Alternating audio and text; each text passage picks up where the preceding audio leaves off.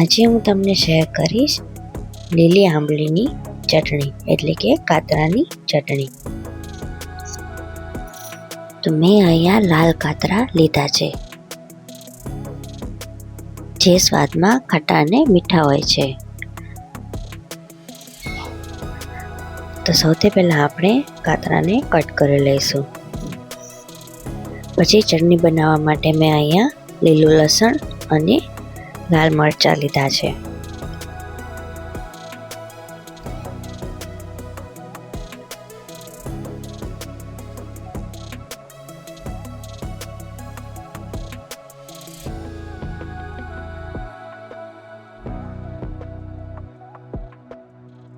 પછી આપણે લાલ મરચાંને સમારી લઈશું। લાલ મરચાંને આવી રીતના કટ કરશો વચ્ચેના ભાગથી તો એક પણ રગ નહીં આવે અને સરસ રીતે કટ થઈ જશે। અને જો તમારે ચટણી તીખી બનાવવી હોય તો તમે આખું મરચું પણ નાખી શકો છો।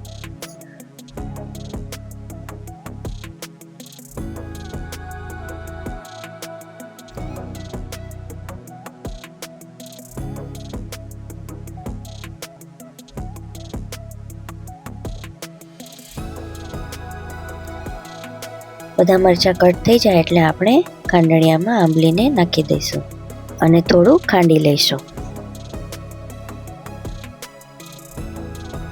આ ચટણી આપણે આપણા દાદી નાની જે રીતે બનાવતા એ રીતે મેં બનાવવાનો ટ્રાય કર્યો છે।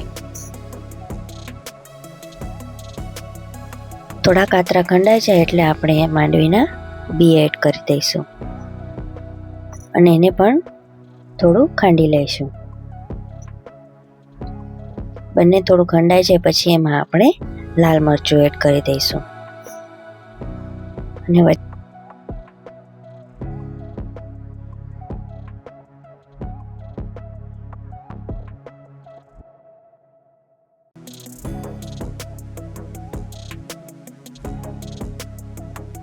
વચ્ચે વચ્ચે ચમચીથી મિક્સ કરતા જઈશું। મેં અહીંયા ખાંડણીયામાં ચટણી બનાવી છે, તમે મિક્સરમાં પણ બનાવી શકો છો।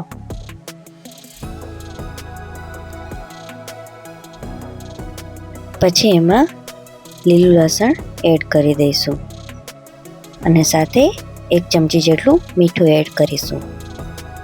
તમે તમારી પસંદ મુજબ અહીંયા થોડો ગોળ પણ નાખી શકો છો અને થોડું ખાંડીને છેલ્લે કોથમીર પણ એડ કરીને સરસ રીતે ચટણી બનાવી લઈશું।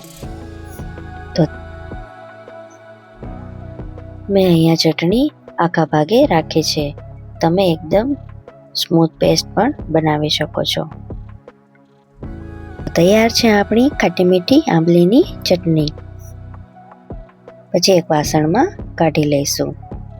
આ ચટણીને બાજરાના રોટલા સાથે ખાવાની તો મજા જ કંઈક અલગ છે, તો તમે જરૂરથી ટ્રાય કરજો અને સબસ્ક્રાઈબ કરવાનું ભૂલતા નહીં।